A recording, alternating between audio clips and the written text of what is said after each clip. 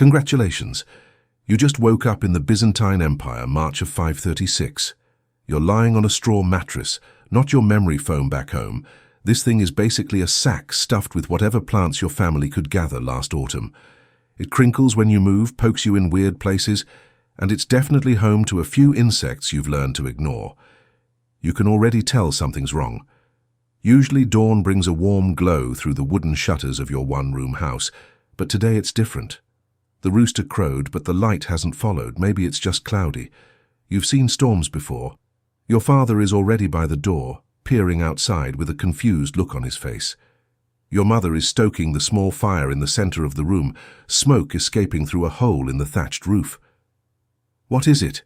your mother asks, noticing your father's expression. He shakes his head. "Come look." You follow them outside, and that's when you see it. The sky is wrong. It's morning, but it looks like late dusk, and the sun, what you can see of it through the haze, is blue. Not yellow, not orange. Blue and dim, like a full moon rather than the sun. "Is it an eclipse?" you ask. Your father shakes his head again. "Eclipses don't last this long, and the sun wouldn't be blue." Your family isn't the only one outside now. The whole village is emerging from their homes, faces turned upward, expressions mixed between awe and terror. Nobody has seen anything like this before. Old Elena, the oldest woman in the village, hobbles forward with her walking stick. She's at least 60, ancient by the standards of your time. She's survived famines, wars, and 3 husbands. "It's the end times," she announces dramatically. "Just like the prophets foretold. Darkness upon the land." "Oh, shut up, Elena," your father says, which is pretty bold considering how everyone respects her wisdom. "You said the same thing when that 2-headed calf was born 5 years ago," she shoots back. "And have things gotten better since then? Emperor raising taxes, Goths and Vandals causing trouble everywhere, and now this." She gestures toward the dim blue sun. "Mark my words." You know your father is worried, though, despite his brave face. Your family, like most others in this time, are farmers. You grow barley, some vegetables, keep chickens and a goat. You're utterly dependent on the weather, on the sun. As a child of about 10, your job is to help with the animals and collect eggs. You've already noticed the chickens are confused. They went back into their coop after coming out briefly. Animals can sense when things aren't right. "What does it mean?" you ask your father, tugging at his rough homespun tunic. "I don't know," he admits, which scares you more than anything else. Your father always knows what to do. "But we should get to work anyway. The fields won't plow themselves."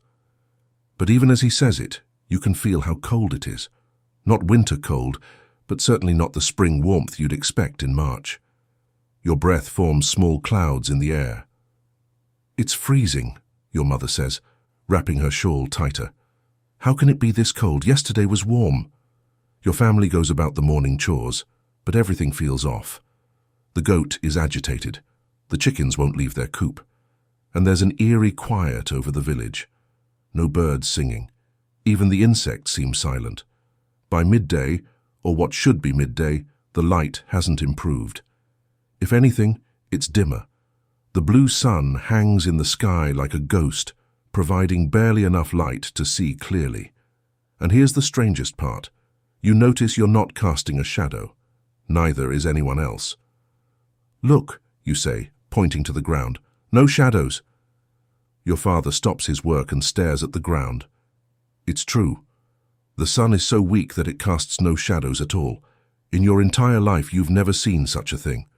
Word comes from a traveler passing through that it's the same in Constantinople, the great city about 2 days' journey from your village. The Emperor Justinian himself ordered lanterns lit throughout the palace, even during the day. Some say it's a punishment from God for the emperor's wars. Others whisper it's the work of Persian mages casting spells against the Byzantine Empire. That night, your family gathers close around the fire. It's colder than it should be, and you pile on extra blankets. Your mother has been quieter than usual all day, and now she speaks what's on everyone's mind. What if the sun doesn't come back? What happens to the crops? Your father doesn't answer right away. Finally, he says, "The sun will come back. It has to." But you can hear the doubt in his voice. 3 days later, nothing has changed. The blue sun, the dim light, the unseasonable cold. It's all the same. People in the village are starting to panic a little. Some are talking about omens and signs. 2 families loaded up their carts and left, heading south where they heard the darkness isn't as bad. Your father meets with other village men near the well. You sneak close enough to listen. "My wheat hasn't grown at all," says Nicholas, who has the largest farm in the village. "Not a finger's width in 3 days. It's like it's frozen in time." "Same with my barley," another farmer adds. "And have you noticed? No insects on the plants either." "We should send someone to the city," your father suggests. "Find out what the officials know." "They won't tell us peasants anything," Nicholas scoffs.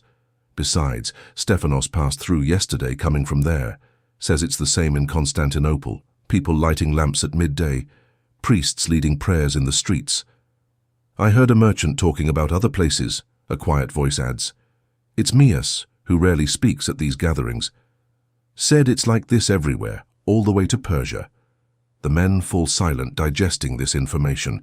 If it's everywhere, there's nowhere to flee to, nowhere to escape whatever this is. Later that night, you hear your parents talking in hushed voices after they think you're asleep. "We should count what food we have stored," your mother says. "If the crops don't grow—" "They'll grow," your father insists. "The sun will come back." "But what if it doesn't? Not in time. The grain from last harvest won't last past summer, even if we're careful. Then we'll find other food, fish from the river, game in the forest. Everyone will be hunting and fishing. There won't be enough." You pull your blanket tighter around you, trying not to listen but unable to stop. You've never heard your parents sound so worried before. A desperate journey. As the days turn into weeks, the strange twilight becomes the new normal. Your eyes have adapted to seeing in the dim blue light. But the cold, that's getting worse.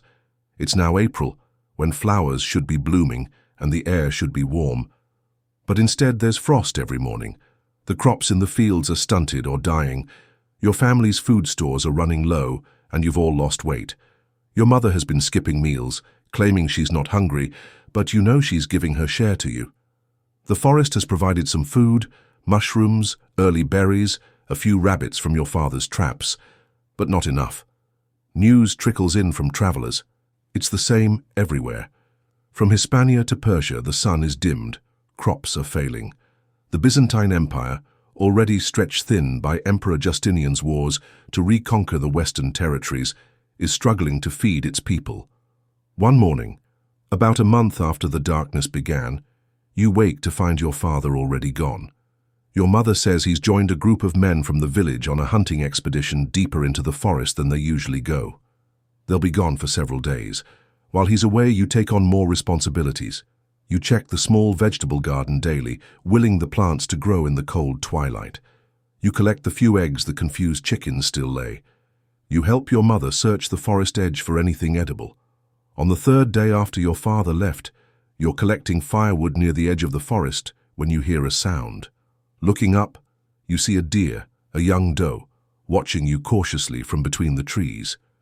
In normal times, this would be extraordinary luck. Deer usually stay deep in the forest, away from humans. But these aren't normal times. The deer looks thin, its ribs visible even from where you stand. The cold and lack of plant growth is affecting all creatures. You freeze, barely daring to breathe. You have no weapon, nothing to capture this potential feast. The deer stares at you for a long moment, then silently turns and disappears into the forest. When you tell your mother later, she sighs. The animals are struggling too. Everything is. That night, lying on your straw mattress, you stare up at the thatched roof of your home and wonder what will happen next. Will the sun ever return to normal? Will the crops grow again? Or is this the new world? Cold, dim, and hungry. Your father returns the next day with the hunting party. They look exhausted and disheartened. Between the 5 of them, they've managed to catch only 1 boar and a few squirrels, hardly worth the 4 days they spent hunting.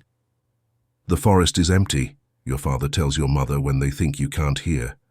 The animals are either hiding or dead, and we weren't the only ones hunting. We saw people from other villages, even some who looked like they'd come from the city.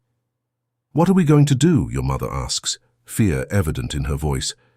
Your father is silent for a long moment, We might have to go to Constantinople, he finally says.